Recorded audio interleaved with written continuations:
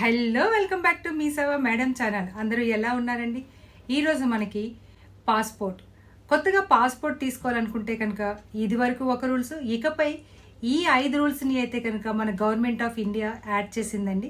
అయితే కొత్తగా పాస్పోర్ట్ తీసుకునే వాళ్ళకి ఇకపై వచ్చే పాస్పోర్ట్ ఎలా ఉంటుంది, గవర్నమెంట్ ఆఫ్ ఇండియా పెట్టిన ఈ 5 కీ పాయింట్స్ ఏమిటి, అలాగే మీరు ఎవరైనా సరే రెన్యువల్ చేసుకోవాలన్నా, అలాగే పాస్పోర్ట్ కొత్తగా తీసుకోవాలంటే ఏ డాక్యుమెంట్స్ ఉండాలి, ఇంకా ఒకచోట మీరేమో ఉంటుంది ఒకచోట, మీ అడ్రస్ ఒకచోట, సో మీరు ఉంటున్న చోట పాస్పోర్ట్ సేవా కేంద్రానికి వెళ్ళి మనం పాస్పోర్ట్ అప్లై చేసుకున్న తర్వాత వెరిఫికేషన్ చేసుకోవచ్చా లేదా, అలాగే పోలీస్ వెరిఫికేషన్ ఎక్కడవుతుంది, మరి పాస్పోర్ట్ ఎన్ని రోజులకు వస్తుంది, తత్కాల్ చేసుకుంటే ఎన్ని రోజులకు వస్తుంది, నార్మల్ చేసుకుంటే ఎన్ని రోజులకు వస్తుంది, తత్కాల్ ఫీజు ఎంత, నార్మల్ ఫీజు ఎంత, చాలా ఉన్నాయి కదండి. ఈరోజు మనం పాస్పోర్ట్ గురించి ఈ డౌట్స్ అన్నింటినీ కూడా క్లియర్ చేసేస్తానండి ఈ వీడియోలో అనమాట. మరి స్కిప్ చేయకుండా చివరి వరకు చూడండి. ఎవరైతే సబ్స్క్రైబ్ చేయకుండా చూస్తున్నారో ప్లీజ్ సబ్స్క్రైబ్ మై ఛానల్ మీ సేవ మేడం ఛానల్. ఒక లైక్ ఇచ్చారనుకోండి, ఇంకా చాలా విషయాలు మీ ముందు తీసుకొస్తారనమాట. పాస్పోర్ట్ మనకెందుకులే, ఇప్పుడు మనం చూస్తామా అని అనుకోవద్దండి, తెలుసుకోవడం చాలా ఇంపార్టెంట్ అనమాట ఏ విషయాన్నైనా సరే. సో మరి గవర్నమెంట్ ఆఫ్ ఇండియా పాస్పోర్ట్, మన ఇండియన్ పాస్పోర్ట్ తయారు చేసుకోవడానికి అయితే కనుక ఇది వరకు మనకి ఉన్న రూల్స్ మీద ఒక 5 అయితే కనుక మనకి యాడ్ చేశారండి.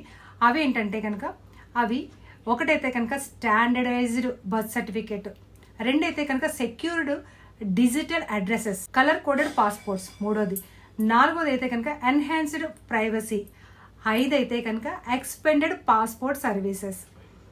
వీటి గురించి మనం ఈరోజు డీటెయిల్గా తెలుసుకుందామండి. మొదటగా ఈ 5 గురించి కూడా మనం డీటెయిల్గా తెలుసుకుందాం అన్నమాట. స్టాండర్డైజ్డ్ బర్త్ సర్టిఫికేట్ అంటే కనుక మనకి అక్టోబర్ 1, 2023 తర్వాత పుట్టిన వాళ్ళందరికీ కూడా మనకి బర్త్ సర్టిఫికేట్ ఉండాలి. అది కూడా మున్సిపల్ ఆఫీస్ నుంచి తీసుకున్న బర్త్ సర్టిఫికేట్ అయితే కనుక కంపల్సరీ ఉండాలన్నమాట అండి పాస్పోర్ట్ చేసుకోవడానికి. ఆ బర్త్ సర్టిఫికేట్ అంటే మీ దగ్గర ఉన్న పాత బర్త్ సర్టిఫికేట్ అయితే పనిచేయదు అన్నమాట. యాక్చువల్లీ పిల్లలకి బర్త్ సర్టిఫికేట్తో పాటు ఆధార్ కూడా కంపల్సరీ ఉండాలన్నమాట అండి. మొదటగా బర్త్ సర్టిఫికేట్ చేసుకోండి, ఆ తర్వాత దాన్ని బట్టి ఆధార్ చేసుకుంటారు కదా, అప్పుడు మీకు పాస్పోర్ట్ అనేది వస్తుందన్నమాట అండి. మరి అక్టోబర్ 1, 2023కి పుట్టిన వాళ్ళకి బర్త్ సర్టిఫికేట్ అవసరం లేదా అంటే కనుక కంపల్సరీ కావాలన్నమాట అండి. ఎందుకంటే ఈ మైనర్ వాళ్ళకి 10th క్లాస్ ఉండదు, పాన్ కార్డ్ అనేది ఉండదు. పాన్ కార్డ్ ఉంటుంది కానీ 10th క్లాస్ ఉండదు. 10th క్లాస్లో డేట్ ఆఫ్ బర్త్ని పరిగణలోకి తీసుకుంటారు, దాన్నే వాళ్ళు ప్రూఫ్ కింద చూస్తారన్నమాట అండి, date of birth certificate. So 10th అవ్వలేని వాళ్ళందరికీ కూడా date of birth certificate compulsory ఉండాలన్నమాట. అయితే ఈ 2023 అక్టోబర్ 1 తర్వాత వాళ్ళందరికీ కూడా డిజిటలైజ్డ్ బర్త్ సర్టిఫికేట్ ఉండాలన్నమాట అండి. అక్టోబర్ 1వ తారీఖు 2023 తర్వాత పుట్టిన వాళ్ళందరికీ కూడా మున్సిపల్ ఆఫీస్ నుంచి తీసుకున్న బర్త్ సర్టిఫికేట్ మాత్రమే యాక్సెప్ట్ చేస్తారన్నమాట అండి.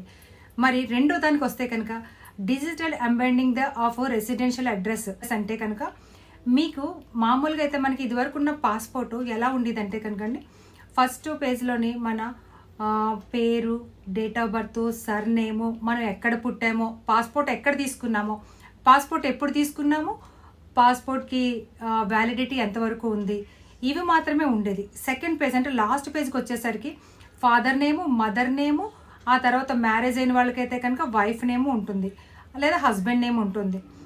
ఆ కిందకు వచ్చేసరికి ఏంటంటే అడ్రస్, మన address, permanent address or present address, మీరు ఏ ప్రూఫ్ అయితే ఇచ్చారో ఆ ప్రూఫ్కి సంబంధించిన అడ్రస్ అయితే అక్కడ ఉండేదన్నమాట. కానీ ఇకపై అయితే కనుక అలా ఉండదన్నమాట అండి. ఇకపై వచ్చే పాస్పోర్ట్స్కి అడ్రస్ అయితే కనుక బార్ కోడింగ్లో ఉంటుందన్నమాట అండి. అంటే ఆ బార్ కోడింగ్ కూడా పాస్పోర్ట్ ఆఫీస్ వాళ్ళకి మాత్రమే కనిపిస్తుంది, ఇంకెవ్వరికీ ఉండదన్నమాట. ఇదంతా కూడా సెక్యూర్డ్ అన్నమాట అండి. మన అడ్రస్ని కనిపించకుండా బార్ కోడ్ రూపంలో ఇస్తారన్నమాట అండి. సో ఇకపై వచ్చే పాస్పోర్ట్స్ అన్నింటికి కూడా బ్యాక్ పేజ్లో ఇంకేం ఉండదు, బార్ కోడ్ మాత్రమే ఉంటుందన్నమాట అండి. అయితే మీకు ఇదంతా కూడా ఏంటంటే మనకి ఇమిగ్రేషన్ అది అయినప్పుడు అదిని కూడా ఈ పాస్పోర్ట్ ఆఫీస్ వాళ్ళు మనకి స్కాన్ చేస్తే వాళ్ళకి కనిపిస్తుంది తప్ప మిగతా వాళ్ళు ఎవరికి కూడా షో అవ్వదన్నమాట అండి. ఇదంతా కూడా మన సెక్యూర్ కోసమే అన్నమాట అండి. అంటే సెక్యూరిటీ పర్పస్ రూపంలో దీన్ని ఇలా చేశారన్నమాట అండి. ఇక థర్డ్ వన్కి వస్తే కనుక implementation of colour coding system. ఇది వరకు మనకి గవర్నమెంట్ ఎంప్లాయీస్కి కానివ్వండి, నార్మల్ పర్సన్స్కి కానివ్వండి, అలాగే మనకి అంబాసిడర్స్ అంటే రాయబార్లకు కానివ్వండి, ఒకే కలర్, మన ఇండియన్ పాస్పోర్ట్ ఎప్పుడు కూడా బ్లూ కలర్లో వచ్చేదన్నమాట అండి. కానీ ఇప్పుడైతే కనుక కలర్ కోడింగ్ అయితే కనుక ఇస్తున్నారన్నమాట ఈ కొత్త రూల్స్లో. ఇది థర్డ్ వన్ అనమాట అండి. ఈ కలర్ కోడింగ్ ఏంటంటే గవర్నమెంట్ ఎంప్లాయీస్కి అయితే కనుక వైట్ ఇస్తున్నారు, రాయబారులకైతే కనుక మనకి రెడ్ ఇస్తున్నారు, జనరల్ వాళ్ళకైతే కనుక బ్లూ కలర్ ఎప్పుడు ఉండే కలర్ ఇస్తున్నారు అనమాట. ఇదివరకు ఎప్పుడు కూడా మనకి అలా లేదు మాట అండి, అందరికీ కలిపి ఒకటే ఉండేది. కానీ ఇప్పుడైతే కనుక కలర్స్ ఇస్తున్నారన్నమాట. వైట్ అయితే కనుక గవర్నమెంట్ ఎంప్లాయీస్కి, రెడ్ పాస్పోర్ట్ అయితే కనుక మన అంబాసిడర్స్కి, అలాగే బ్లూ పాస్పోర్ట్ అయితే కనుక still given to common people, ఎవరైతే కామన్ పీపుల్ ఉన్నారో వాళ్ళందరికీ అన్నమాట అండి. అంటే మనకి దీని ద్వారాగా ఎవరు ఏంటి అన్నది తెలుసుకోవడానికి ఈజీగా ఉంటుందని మన గవర్నమెంట్ ఆఫ్ ఇండియా ఈ కలర్ కోడింగ్ అయితే పెట్టడం జరిగింది అన్నమాట అండి. ఇక 4th one, omission of parents names. New rules ఏంటంటే పేరెంట్ నేమ్స్ మనకి లాస్ట్ పేజ్లోనైతే కనుక ఫాదర్ నేమ్ మదర్ నేమ్ ఉంటుంది కదండి, దాన్ని అయితే కనుక ఎలిమినేట్ చేసేసారన్నమాట అండి. This is the done of safeguard for privacy. ఇదేంటంటే ఇది ఎందుకు చేశారంటే కనుక సేఫ్ గార్డ్ ఫర్ ప్రైవసీ ఏంటంటే particulars of those from single parent or divorce families.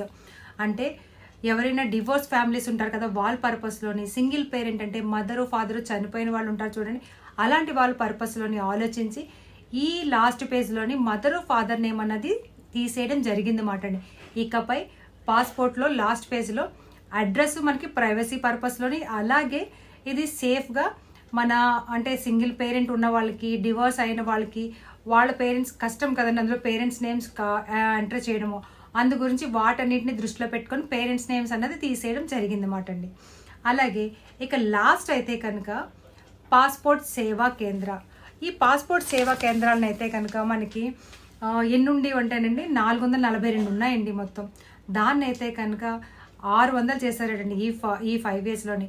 వీటిని కూడా త్వరలో ఇంకా పెంచడానికి అయితే కనుక ప్రయత్నిస్తున్నారు అన్నమాట. అయితే ఈ పాస్పోర్ట్ చేసుకోవాలంటే కనుక మనకి చదువుకున్న వాళ్ళకైతే ఏం కావాలి, చదువుకోలేని వాళ్ళకైతే ఏం కావాలి.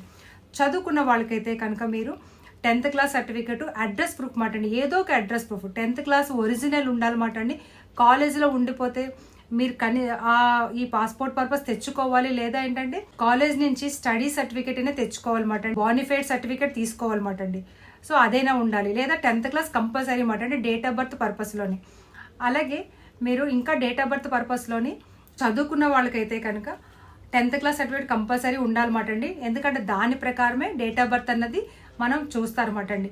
So 10th class address proof కింద ఏదో ఒకటి, water ID, bank passbook, Aadhaar card, gas receipt మీ పేరును ఉండాలన్నమాట అండి. కరెంట్ బిల్ ఏదైనా మీ పేరునున్న ఏవైనా సరే సరిపోతుంది అన్నమాట అండి. సో మరి చదువుకోలేని వాళ్ళైతే ఎలాగా అంటే కనుక, చదువుకోలేని వాళ్ళైతే కనుక మీ దగ్గర ఉంటే పాన్ కార్డ్ తీసుకుంటారండి డేట్ ఆఫ్ బర్త్ పర్పస్లో.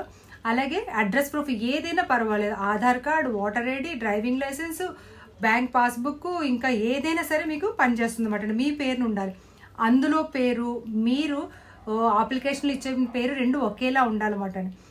అలాగే చదువుకున్న వాళ్ళకి 10th క్లాస్ లేదు అప్లై చేసినప్పుడు, కానీ పాస్పోర్ట్ ఆఫీస్కి తీసుకువెళ్ళడానికి అవుతుంది. అలాంటప్పుడు ఏం చేయాలంటే మీరు పాన్ కార్డ్ పెట్టి అప్లై చేసుకోవచ్చండి చదువుకున్న వాళ్ళు. తర్వాత మీరు 10th క్లాస్ అక్కడ వెరిఫికేషన్కి వెళ్ళినప్పుడు ఇవ్వచ్చు మాట అండి. అయితే ఈ పాస్పోర్ట్ ఆఫీస్లో స్లాట్స్ ఎప్పుడెప్పుడు ఉన్నాయి, తత్కాల్ ఎప్పుడుంది, నార్మల్ ఎప్పుడుంది తెలుసుకోవాలనుకుంటే గూగుల్లో పాస్పోర్ట్ ఇండియా అని టైప్ చేయగానే ఫస్ట్ ఆప్షన్ మీద క్లిక్ చేస్తే ఇలా ఓపెన్ అవుతుందండి వెబ్సైటు. ఇది క్లోజ్ చేసేయండి. ఇదేంటంటే చాలా ఫేక్ వెబ్సైట్లు ఉన్నాయి, మీరు అమౌంట్ అది కట్టేటప్పుడు జాగ్రత్తగా చూసుకోండి అని చెప్తున్నారు అనమాట. ఇక్కడికి వచ్చిన తర్వాత చెక్ ద అపాయింట్మెంట్ స్టేటస్ అంటే కనుక ఇక్కడ మీరు ఏ పాస్పోర్ట్ ఆఫీస్కి వెళ్ళాలనుకుంటున్నారో ఆ పాస్పోర్ట్ ఆఫీస్ని క్లిక్ చేయండి. నేను విశాఖపట్నం అనుకుంటున్నాను. సో అక్కడ క్యాప్చ్ కొట్టి గెట్ అవైలబిలిటీ అనగానే నాకు విశాఖపట్నం నుంచి మొత్తం అన్నీ వచ్చేస్తాయి అన్నమాట అండి. ఫస్ట్ మనకి ప్రయారిటీ విశాఖపట్నం ఇచ్చాను కనుక విశాఖపట్నం చూపిస్తుంది. ఆ తర్వాత కిందన అలా అన్నీ వచ్చేస్తాయి అన్నమాట. క్యాప్చ్ కొట్టాను, okay check the appointment availability అనగానే చూశారు కదా, విశాఖపట్నంలో నార్మల్ అయితే కనుక 15వ తారీఖు ఏప్రిల్ 15 దొరుకుతుంది. తత్కాల్ అయితే కనుక 7వ తారీఖు, అంటే ఈ రోజు 3వ తారీఖు అంటే 7వ తారీఖు వచ్చేస్తుంది అన్నమాట అండి. అలాగా మనకి మొత్తం అన్నీ చూపిస్తుంది అన్నమాట అండి. సో ఫీజు అయితే కనుక తత్కాల్గా అయితే కనుక ఎక్స్ట్రాగా మీకు 2,000 రూపాయలు ఎక్స్ట్రా ఉంటుందండి. అంటే మీకు ఏంటంటే మామూలుగా ఫీజు మైనర్కి అయితే 1000 రూపాయలు ఉంటుంది, అలాగే సీనియర్ సిటిజన్కి 900 అలా ఉంటుంది అన్నమాట అండి. అలాగే మామూలుగా జనరల్ వాళ్ళకైతే కనుక 1,500 రూపాయలు మనకి పాస్పోర్ట్ ఆఫీస్ ఫీజు ఉంటుంది అన్నమాట. అదే తత్కాల్లో వెళ్ళే వాళ్ళకైతే ఇవన్నీ కూడా లిస్ట్ ఆఫ్ డాక్యుమెంట్స్ కూడా మీకు అందులోనే ఉంటాయి అన్నమాట అండి. దేని గురించి ఎక్కడా వెతకక్కర్లేదండి. పాస్పోర్ట్ ఇండియా అని గూగుల్లో కొట్టగానే పాస్పోర్ట్ ఆన్లైన్ అని కొట్టగానే వచ్చేస్తుంది అనమాట అండి. ఇది మాట మెయిన్ వెబ్సైట్ అనమాట. అయితే ఇందులో చాలా ఫేక్ వెబ్సైట్స్ ఉన్నాయని చెప్తున్నారు, అందుకే చూసుకొని చేయండి. ఈ వీడియోని ఎవరు కూడా స్కిప్ చేయకుండా చివరి వరకు చూడండి. పాస్పోర్ట్లోని మోడిఫికేషన్స్ తెలుసుకోవాలండి. మనకి ఈ రోజు కాకపోయినా రేపైనా ఇది అవసరం పడుతుంది. సో ఈ వీడియోని మీ వాళ్ళందరికీ కూడా షేర్ చేయండి, లైక్ చేయండి, షేర్ చేయండి, సబ్స్క్రైబ్ చేసి చూడండి ప్లీజ్ అండి.